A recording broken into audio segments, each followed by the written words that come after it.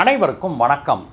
பாரத பிரதமர் திரு நரேந்திர மோடி அவர்கள் ட்ரம்ப்பை கடிச்சு கொதறிட்டாரு அப்படிங்கிறது தான் இன்றைய ஹெட்லைனே நண்பர்களே. G7 மாநாட்டுக்கு போன போது தனிப்பட்ட முறையில் திரு மோடி அவர்களும் ட்ரம்ப் அவர்களும் சந்திச்சாங்க இல்லையா, அப்பொழுது தான் சும்மா கடிச்சு கொதறிட்டாரு மோடி அவர்கள் அப்படிங்கிறாங்க. ஆனால் அதற்கு பிறகு நடந்தது தான் எல்லாத்துக்கும் சர்ப்ரைஸு, பயங்கரமான ஹெட்லைனு. மோடி அவர்கள் கடிச்சு கொதறினது கூட ஹெட்லைன் இல்லை, அதற்கு பிறகு அதுக்கு ட்ரம்ப் எப்படி ரியாக்ட் பண்ணார் அப்படிங்கிறதா இன்றைக்கு உலக நாடுகள் முழுக்க பயங்கர பரபரப்பாக ஹெட்லைனாக வந்திருக்குது அப்படின்னே சொல்லணும். மோடி அவர்கள் என்னெல்லாம் சொல்லி கடிச்சு கொதறினார் ட்ரம்ப்பை, அதுக்கு ட்ரம்ப்போட ரியாக்ஷன் என்ன, அவங்க ரெண்டு பேரும் இணைந்து ஜாயிண்ட்டாக ப்ரெஸ் மீட் ஒன்று கொடுத்தாங்க, அப்போ நடந்த சுவாரஸ்யமான நிகழ்வுகள் என்ன, இதை பற்றி தான் இன்றைக்கி பார்க்க போகிறோம் நண்பர்களே. நம்ம சேனலுக்கு நீங்கள் முதல் முறையாக வந்திருக்கிறீங்க அப்படின்னாக்கா கீழே இருக்கிற சப்ஸ்கிரைப் பட்டனை தட்டுங்க நண்பர்களே. அதே போல் இதுவரைக்கும் நீங்கள் நம்ம சேனலை சப்ஸ்கிரைப் பண்ணாமல் இருந்தால் தயவு செஞ்சு கீழே இருக்கிற சப்ஸ்கிரைப் பட்டனை தட்டிட்டு வாங்க நண்பர்களே வீடியோவுக்கு போகலாம்.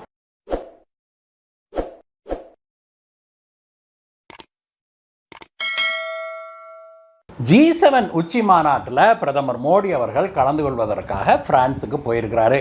அங்கே நேற்றைய தினம் பிற நாட்டு தலைவர்கள், G7 தலைவர்கள், அப்புறம் G7ல் பார்வையாளர்களாக கலந்து கொள்கிறாங்க இல்லையா, அந்த நாட்டு தலைவர்கள் மொத்தமாக 11 நாட்டு தலைவர்கள் அங்கே இருக்கிறாங்க.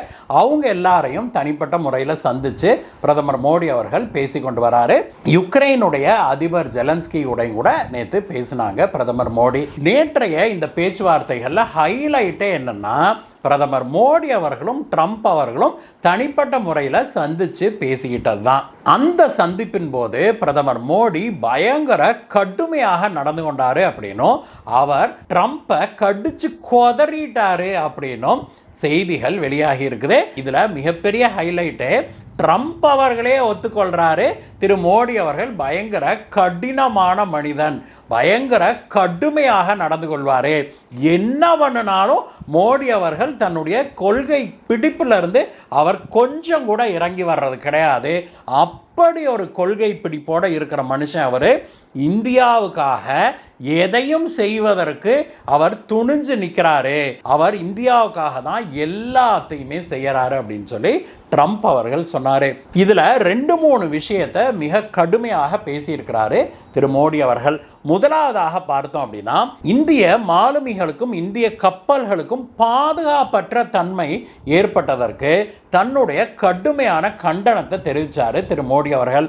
மேலும் 3 இந்திய மாலுமிகள் அமெரிக்க கடற்படை தாக்குதலால் உயிரிழந்தாங்க இல்லையா, அதை மீண்டும் ஒரு முறை ஏற்கனவே G7 உச்சி மாநாட்டில் பேசும்போது பேசிட்டார் மோடி அவர்கள் ட்ரம்ப்பை பக்கத்தில் வச்சுக்கிட்டே.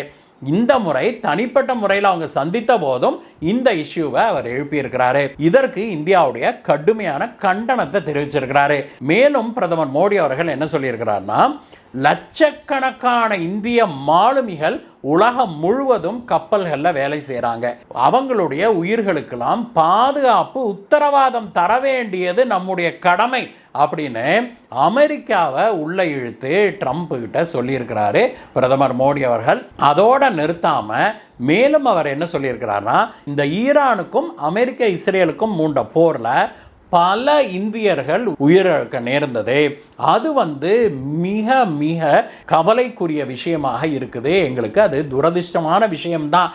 அவங்க போரில் கலந்துக்கல, ஆனால் கல்ஃப் நாடுகளில் வாழுகிற இந்தியர்களின் மீது ஈரான் நடத்திய தாக்குதல்களில் இந்த மாதிரி இந்தியர்கள் உயிரிழந்திருக்கிறாங்க அப்படின்னு சொல்லி ரொம்பவுமே வருத்தப்பட்டிருக்கிறாரு திரு மோடி அவர்கள். அது மட்டும் இல்லை, அடுத்ததாக பொருளாதார விஷயத்தை கையில் எடுத்து பேசியிருக்கிறார் மோடி அவர்கள். அவர் என்ன சொல்லியிருக்கிறார்னா, உங்களுக்கும் இஸ்ரேலுக்கும் ஈரானுக்கும் ஒரு பிரச்சனைன்னு நீங்கள் போருக்கு போகிறீங்க, ஆனால் இதில் எத்தனை உலக நாடுகள் பாதிக்கப்பட்டிருக்குது அப்படிங்கிறத நீங்களாம் யோசிச்சு பார்த்தீங்களா? அந்த ஹார்மோஸ் ஸ்ட்ரெய்ட்ஸை மூடினதுனாலேயே இந்தியா உள்ளிட்ட பல நாடுகள், அதில் பலவும் ஏழை நாடுகள், பல நாடுகள் இதில் பாதிக்கப்பட்டிருக்குது. இது உலக நாடுகளுக்கு ஏற்பட்டிருக்கிற ஒரு அநியாயம் அப்படிங்கிற வார்த்தையவே திரு மோடி அவர்கள் சொல்லியிருக்கிறாரு. மேலும் அவர் G7 உச்சி மாநாட்டிலேயே இந்த விஷயத்தை ஒரு கேள்வியாகவும் எழுப்பியிருக்காரு. அவர் என்ன சொன்னார்னா, ஏதோ 2 நாடுகள் 3 நாடுகள் சண்டை போட்டுக்கிறதுனால அதில் சம்பந்தமே இல்லாத பல நாடுகள் பாதிக்கப்படுறாங்களே, அப்படி பாதிக்கப்பட்ட நாடுகளுக்கெல்லாம் யாரு காம்பன்சேஷன் கொடுப்பா, யார் உதவி செய்வா அப்படிங்கிற ஒரு நியாயமான ஒரு கேள்வியை திரு மோடி அவர்கள் எழுப்பியிருக்கிறாரு.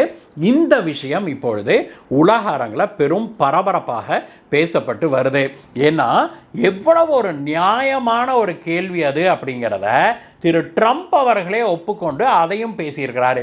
இப்போ உதாரணத்துக்கு ஈரானுக்கும் அமெரிக்காவுக்கும் அமைதி ஒப்பந்தம் ஏற்பட்டுருச்சு. இன்னைக்கு காலையில் கையெழுத்து போட்டிருக்கிறாங்க, கரெக்டா? அந்த உடன்படிக்கையின்படி ஈரானுக்கு கிட்டத்தட்ட 28 லட்சம் கோடி ரூபாய் அளவுக்கு அமெரிக்கா உதவிகளை செய்யும் அப்படின்னு சொல்லி உறுதியளிச்சிருக்குது அந்த அக்ரிமெண்ட்ல. இந்த போர்ல ஈரான் மட்டும்தான் பாதிக்கப்பட்டதா? ஏன் கல்ஃப் நாடுகள்லயே எத்தனை நாடுகள் பாதிக்கப்பட்டது? இப்போ அமெரிக்கா ஈரான் கூட சண்டை போட்டதுக்கு அமெரிக்கா காம்பன்சேஷன் கொடுக்குது அப்படின்னா, ஈரான் தேவையில்லாம பிற நாடுகளின் மீது யுஏஇ மேல அடிச்சிருக்குது, துபாய் மேல அடிச்சிருக்குது, குவைத் மேல அடிச்சிருக்குது, கத்தார் மேல அடிச்சிருக்குது. இப்படி பல நாடுகளின் மீது ஈரான் தாக்குதல் நடத்துச்சே, அங்கெல்லாம் எவ்வளவு பெரிய பாதிப்பு நடந்தது. அந்த பாதிப்புக்கெல்லாம் ஈரான் காசு கொடுக்குமா அப்படிங்கிறதான் மறைமுகமாக மோடி அவர்கள் கிளப்பியிருக்கிறாரு. அது மட்டும் இல்லை, ஈரானும் அமெரிக்காவும் சண்டை போட்டுக்கிட்டு ஹார்மோஸ் ஸ்ட்ரெய்ட்ஸை க்ளோஸ் பண்ணதுனால இந்தியா உள்ளிட்ட பல நாடுகளுக்கு, உலகின் பெரும்பாலான நாடுகளுக்கு பயங்கரமான பொருளாதார பிரச்சனைகள் ஏற்பட்டிருக்குது. இப்படி பாதிக்கப்பட்ட பிற நாடுகளை பற்றி இவங்கெல்லாம் கவலையே படலையே, யாருமே இந்த நாடுகளை பற்றி பேசுறதே இல்லையே. அப்படிங்கிறதுனால தான் பிரதமர் மோடி அவர்கள் துணிஞ்சு இதை கிளப்பி இருக்கிறாரு. அப்போ பிற நாடுகளுக்கு யாரு உதவித்தொகை தருவா, யார் உதவி செய்வா? ஏழை நாடுகள், பல நாடுகள் இந்த பொருளாதார பாதிப்பால் மிகப்பெரிய அளவில் பாதிக்கப்பட்டிருக்குது. அதில் சில நாடுகள்லாம் சொல்கிறாங்க, பல வருடங்களாகுமா அவங்க திரும்பி இதற்கு முன்பு இருந்த நிலைக்கு வருவதற்கே. அப்படிப்பட்ட நாடுகளுக்கு உதவி செய்ய வேண்டாமா? ஈரானுக்கு மட்டும் நீங்கள் கொண்டு போய் 28 லட்சம் கோடி கொடுத்தீங்கன்னா போதுமா? அப்போ ஈரான் அடித்த நாடுகளுக்கெல்லாம் யார் பணம் கொடுக்கறது? இந்த ஈரானும் அமெரிக்காவும் சண்டை போட்டுக்கிறதுனால இந்தியா உள்ளிட்ட பல நாடுகளுக்கு பெரிய அளவில் பொருளாதார பாதிப்பு ஏற்பட்டது. அதுக்கெல்லாம் யார் காசு கொடுப்பா? இந்திய மாலுமிகள் மட்டுமல்ல, இந்தியர்கள் பலர் இந்த போரில் கொல்லப்பட்டிருக்காங்களே, அவங்களுக்கெல்லாம் ஈரானோ அல்லது அமெரிக்காவோ இஸ்ரேலோ ஏதாவது காம்பன்சேஷன் கொடுக்க போதா?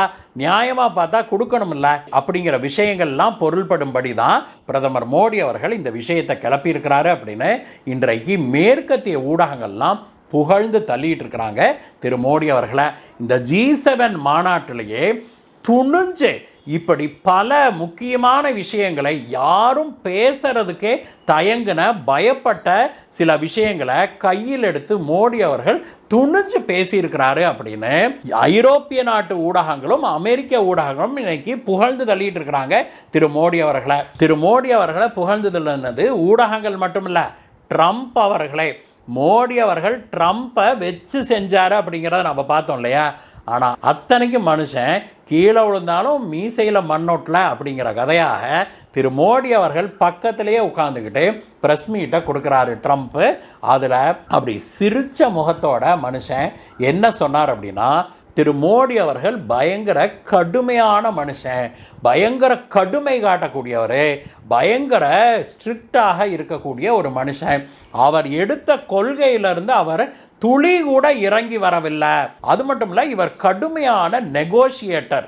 இந்தியாவுக்காக அவர் பயங்கர கடுமையோடு அவர் நெகோஷியேட் பண்ணுறாரு, அதாவது பேச்சுவார்த்தை நடத்துகிறாரு அப்படின்னு சொன்ன ட்ரம்ப் என்ன சொன்னார்னா, இந்தியாவுக்கும் அமெரிக்காவுக்குமான பொருளாதார உடன்படிக்கைக்கான பேச்சுவார்த்தை இன்னும் நடந்துகிட்டு இருக்குது, ஃபைனல் ஸ்டேஜஸ்ல இருக்குது அப்படின்னு சொல்லி சொல்றாரு. என்ன சொல்ல வர்றாரு? மோடி அவர்கள் என்ன பண்ணினாலும் இறங்கி வர மாட்டேங்கிறாரு அப்படிங்கிறத தெள்ள தெளிவாக சொன்னாரு. அதோட இல்லாம மனுஷன் இன்னொன்னையும் சொன்னாரு, இவ்வளவு கடுமை காட்டுகிற திரு மோடி அவர்களை பார்த்தீங்கன்னா அப்படி இவர் கடுமையான மனுஷன்னு நீங்கள் கனவுல கூட கற்பனையில் கூட நீங்கள் நினைக்க மாட்டீங்க. ஏன்னா அவருடைய முகத்தை பாருங்கள், அவ்வளவு அழகான மனுஷன். ஆங்கிலத்தில் அழகுன்னு தான் சொல்கிறாரு. அவ்வளவு அழகான மனுஷனாக இருக்கிறாரு. பார்த்தீங்கன்னா ஒரு தேவ தூதனை போல அமைதியே சொரூபமாக இருக்கிற மாதிரி ஒரு மனுஷனை நீங்கள் கண் முன்னாடி பார்க்குறீங்க. ஆனால் மனுஷன் இந்தியாவுக்காக பேச்சுவார்த்தை நடத்த ஆரம்பித்தாதான் அவர் எவ்வளவு கடுமை காட்ட முடியும் அப்படிங்கிறது தெரியும் நமக்கு. அதோடல்ல, எப்பேற்பட்ட எவ்வளவு கடினமான விஷயத்தை பற்றி பேச்சுவார்த்தை நடத்தினாலும் அதை ரொம்ப நளினமாக ரொம்ப நாக்காக பேசி அந்த பேச்சுவார்த்தையில் ஒரு நல்ல தீர்வை அவர் காண்றாரு. இது அவருக்கு இருக்கிற ஒரு மிக முக்கியமான ஒரு திறமை. இந்திய மக்கள் அவரை புரிஞ்சுக்கிட்டு அவரை பிரதமராக்கி இருக்கிறாங்க.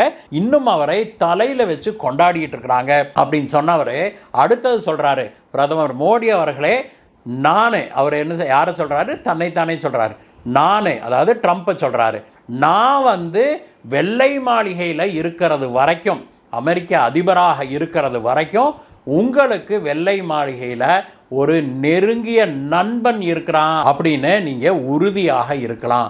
இந்தியாவுக்காக நான் எதுவும் செய்வேன் அப்படின்னு சொன்னவர் அடுத்ததாக சொன்ன விஷயம் இன்னும் கான்ட்ரவர்ஷியல் ஆயிடுச்சு. அவர் என்ன சொல்றாரு, இந்தியாவின் மீது யாராவது தாக்குதல் நடத்தினாங்கன்னா நாங்கள் இந்தியாவுக்காக அடுத்த நிமிஷம் போய் நிற்போம். இந்தியாவின் மீது யாரும் தாக்குதல் நடத்த துணிந்து விடாதீர்கள் அப்படின்னு சொல்லி ட்ரம்ப் அவர்கள் சொல்கிறாரு. இந்தியா மேலே தாக்குதல் நடத்துனீங்கன்னா அவங்கள எதிர்த்து நாங்கள் இந்தியாவுக்காக நிற்போம் அப்படின்னு சொல்லி ட்ரம்ப் சொன்னார். இதெல்லாம் கேட்டு அங்கே இருந்த மக்கள்லாம் உண்மையிலேயே ஆச்சரியப்பட்டு போயிட்டாங்க அப்படின்னே சொல்லணும். ஏன்னா அதே ப்ரெஸ் மீட்டில் பிரதமர் மோடி அவர்கள் மிக கடுமையான விஷயங்களை, இந்த 3 மாலுமிகளை கொன்னது, இந்தியர்கள் பலர் உயிரிழந்தது, பொருளாதார சிக்கல்கள் ஏற்பட்டிருக்கிறது, இந்த மாதிரி விஷயங்கள் எல்லாம் மிக கடுமையான விஷயங்களை மிக பிரமாதமாக எடுத்துரைத்தார். ஆனாலும் கூட பிரதமர் மோடி அவர்கள் மீது கோச்சுக்கவோ அல்லது அவரிடம் வருத்தமோ கொள்ளாமல் திரு ட்ரம்ப் அவர்கள் திரு மோடி அவர்களை உச்சந்தலையில் தூக்கி வச்சுக்கிட்டு கொண்டாடினாரு அப்படின்னு தான் இன்றைக்கு உலக ஊடகங்களே பார்க்குது. உலக மக்களே இன்னைக்கு மோடி அவர்கள் எவ்வளோ ஒரு பொசிஷனை இந்தியாவுக்கு உருவாக்கி கொடுத்துருக்குறாங்க அப்படிங்கிறத பற்றி தான் இன்னைக்கு பரபரப்பாக பேசிகிட்டு இருக்கிறாங்க. நண்பர்களே, திரு மோடி அவர்கள் இந்திய பிரதமராக இருக்கிறது வரைக்கும் இந்தியர்கள் எதை பற்றியும் கவலைப்பட வேண்டியதில்லை. அவர் எல்லாவற்றையும் இந்தியாவுக்காக என்ன வேணா செய்வார், இந்தியாவுக்காக எல்லாவற்றையும் பாதுகாப்பார், எல்லாவற்றையும் செய்வார் அப்படின்னு நாம் சொல்லலை, ட்ரம்ப் அவர்களே சொல்லியிருக்கிறார். நண்பர்களே, இந்த விஷயங்கள் தான் இன்றைக்கு உலக அரங்கில் பெரும் பரபரப்பாக பேசப்பட்டிருக்குது. G7 மாநாட்டை முடித்துவிட்டு இப்பொழுது பிரதமர் அவர்கள் பிரான்ஸுடைய தலைநகரான பாரிஸுக்கு போயிருக்கிறாரு. அங்கே இன்றைக்கு பிரான்ஸ் நாட்டு தலைவர்களோடு, குறிப்பாக திரு மேக்ரோனோடு சந்திப்புகளை நிகழ்த்துவார், பேச்சுவார்த்தைகள் நடக்கவிருக்குது அப்படின்னு சொல்கிறாங்க. ஏற்கனவே நம்ம 130க்கு மேலே ரஃபேல் விமானங்களை வாங்குகிறதுக்கு ஒப்பந்தம் போடுவதாக இருக்குது. அதை பற்றியும் பேசுவாங்க அப்படின்னு எதிர்பார்க்கப்படுது. நண்பர்களே, திரு மோடி அவர்கள் ட்ரம்ப் அவர்களை வச்சு செஞ்சதும், ஆனால் அதற்கு துளி கூட ஒரு சலனமே காட்டிக்காமல் ட்ரம்ப் அவர்கள் மோடி அவர்களை உச்சந்தலையில் வச்சு கொண்டாடியதை பற்றியும் நீங்கள் என்ன நினைக்கிறீங்க? உங்களுடைய கருத்துக்களை கமெண்ட்ஸில் சொல்லுங்கள் நண்பர்களே. நாளைக்கு நாம் வேறு வீடியோவில் உங்களை சந்திப்போம். பாய் பாய்.